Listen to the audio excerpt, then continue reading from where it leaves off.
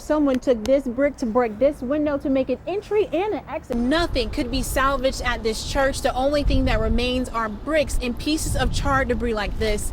Even the bushes surrounding the church were impacted by the flames. What you see is smoke coming from underneath the church. And if I track back slowly, you can see the water continues to steady rise. Now to my left, there's a bush that is submerged in water, and the family of this home is on the porch. Her door was kicked down when she refused to let police in. $18,000 that is owed to the city. No comment. Moments before he got inside, he walked through this pathway, and he says it took only about 15 seconds for the tornado to hit and demolish this area. Candace, it has been a long couple of days for the grand jury who has gotten through all of the evidence and testimonies in this case. Protection or discrimination. The purpose of Religious Accommodations Act varies depending on who you talk to. It passed the House and Senate, but has to go back to the House for another seal of approval before it hits the governor's desk. Courtney Ann Jackson has the latest on this widespread reaction in our top story. Sound will travel through this siren anywhere between 10 to 20 miles. Now, before these pieces are put together, an electrician will come in and program this siren to be linked with other sirens throughout the county. And off the side of this bridge, the currents have increased and picked up. For the people who lived here for years, this is home.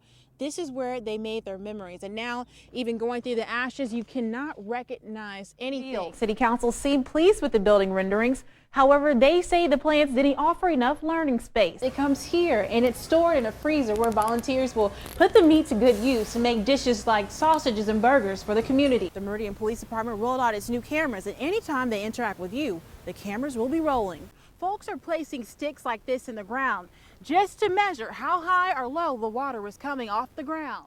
26 people have been laid off from structural steel in Meridian. CEO Tommy Delaney says this is the first time they've had to lay off an employee since the company started over 40 years ago. He says it was a choice they had to make after a large job of Oklahoma Gas and Electric was stopped, putting a big gap in their workload.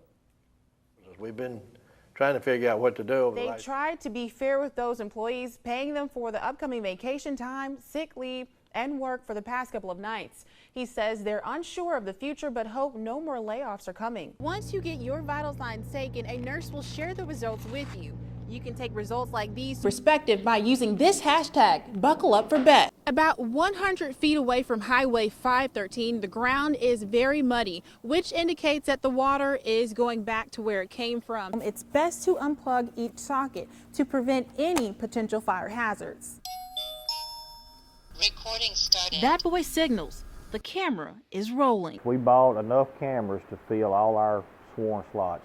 110 body cameras will be clipped on officers as they're hitting the streets.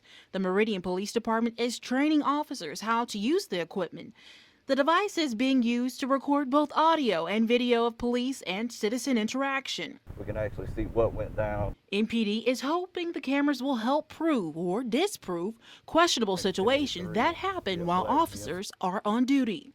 Rather than just going by people's words or all other officers' words, we'll have actual video for it. Before an officer gets out of their car, the camera is activated.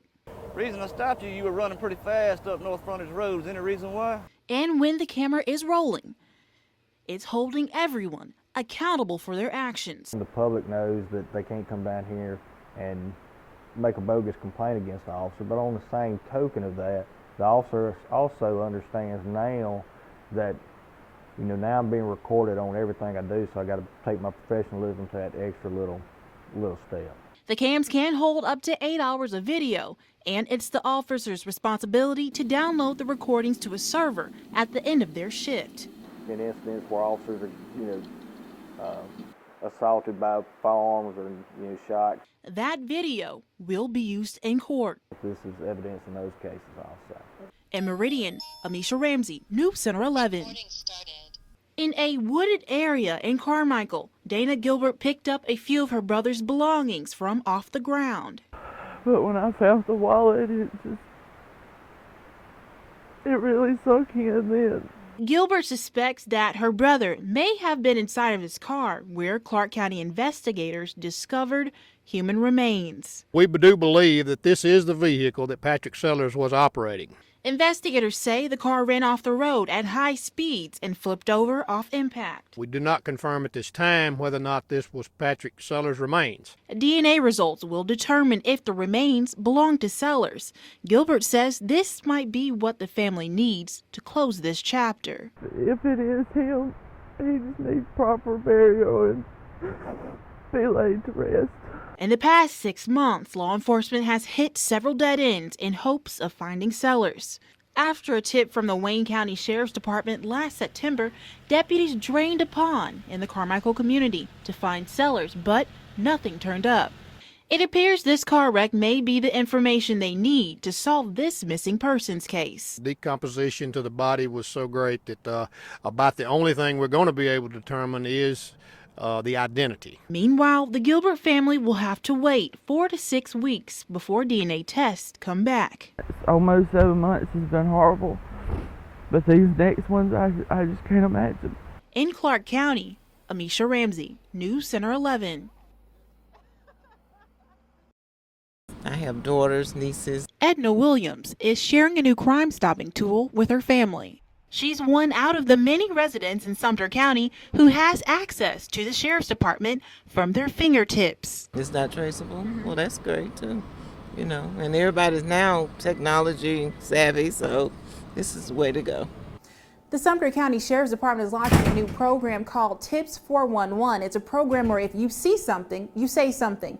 All you have to do is create a new text message and send it to 847-411. And in the message line, type in Sumter and then your crime and press send. Sheriff Tyrone Clark says Tips 411 is all confidential information. It's 100% anonymously. That's the good thing about it, because when you type in the word Sumter, you get a private number. We're dealing with numbers, not real people, and nobody would never know your true identity. Sheriff Clark says this is a way for citizens to have better engagement with law enforcement at no risk. And a lot of time, individuals don't want to get involved because they're afraid that there's a backlash, or that people will come back, and trying to retaliate. So in this case, it's foolproof.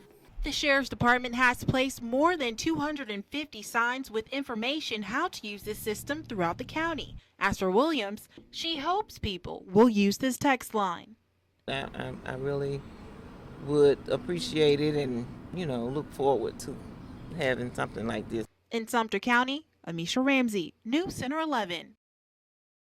27-year-old Amos Ivy rides this bike to get back and forth. He says he works at a restaurant and he's in school. Hopefully to have a GED, one of my goals that's set, and maybe whatever I decide in the future to challenge myself to be. Multi-County Community Service Agency in Meridian has about 10 programs designated to serve individuals and families in need of assistance. Ivy lives at the Francis W. Davidson shelter. I've been without a place to live of my own for like 3 or 4 years. The city gave MCCSA $2,900 to help aid the organization, which is less than a fraction of the agency's annual expenses. This week, council turned down a proposal from the mayor to give the shelter $35,000 out of his budget. Those funds are being reserved for another use. If that point in time came where they actually needed these funds, just like we do with everything else, when there is a need, we find a way. Councilwoman Kim Houston visited the shelter and is calling on the community's help. Even though the council did not approve it, perhaps the citizens of this great city, some of the people that may have taken advantage of some of the services here, maybe we can pull our resources together to see what we can do. If the shelter can raise the money they expected from the city, the state is offering to match $30,000. They give them what I like to call a new start. Since coming to the shelter, Ivy says he's learning how to build an income, budget, and develop skills. Trying to come up in life and trying to make a better position for yourself when somebody providing you help as well. In Meridian, Amicia Ramsey, News Center 11. It's like the death of a family member. You're just in shock and dismay. Chilling images of smoke clouds are surrounding what used to be Pastor Charles Waddell's church. It's hard to collect your thoughts and march forward, but we're going to march forward. We're going to come back from this by the grace of God. After an investigation was complete, the fire marshals say the burning down of the Enterprise Methodist Church was an accident. This church bell is one of the only things recognizable from this fire. Bricks and debris are scattered all over the place. A day later, smoke is rising from the basement of the church. To ensure the community is safe, the Enterprise Fire Department is continuing to monitor this area. We're going to see smoke from this site for several days as the remnants continue to smolder with the bricks and everything that's in there. There's no cause for alarm. It's just part of the process. Throughout its 80-year legacy, Pastor Waddell says this church has experienced 2 fires before this one. We're not the only ones to go through this. This congregation has a tradition of resilience. Waddell says during those times, the Enterprise Baptist Church came to their aid. Following that tradition, the neighboring pastor is allowing them to temporarily hold services there. And he said, we don't use our old sanctuary. We meet in the gymnasium. How would you like to have our old sanctuary to worship in? And I said, thank the Lord. Thank you so much for this blessing. So we'll have a new home, with the Baptist folk. Because we're all working with the same thing. In Enterprise, Amicia Ramsey, News Center 11. Had it not been for a Facebook post made by her goddaughter, Tammy Sessoms wasn't planning on donating blood today. She wanted everyone to come in and give blood in her honor. The post she saw shared information about the 18th annual Mass Bash blood drive. It's just important to her. She's going into the medical field, being a nurse or an oncoming nurse. She knows how important it is to give to donation and how it can save a life. Each year, hundreds of people come in to join the effort. Mitzi Bro is with the United Blood Services. When someone is in the hospital and they get to the point where they need a blood transfusion, there is usually no other way to make them stronger at that point. They help supply blood to 80 different hospitals in Mississippi. A blood transfusion is the only thing that is going to turn it around and make them stronger so that they can fight whatever they need to fight. I just signed in. They gave me the sticker and the tag that told me what my number was. Once donors are taken through the screening process, they're then taken to a bed where they're prepped for the phlebotomy. In the hospital, I had a hysterectomy and I had to have a blood transfusion during that time. Which is another reason why Sessoms decided to donate. It's very important. People think it could be their family member in a car wreck. It could be anybody that they know. And this is something, I don't have a lot of money, but I got blood. In Meridian,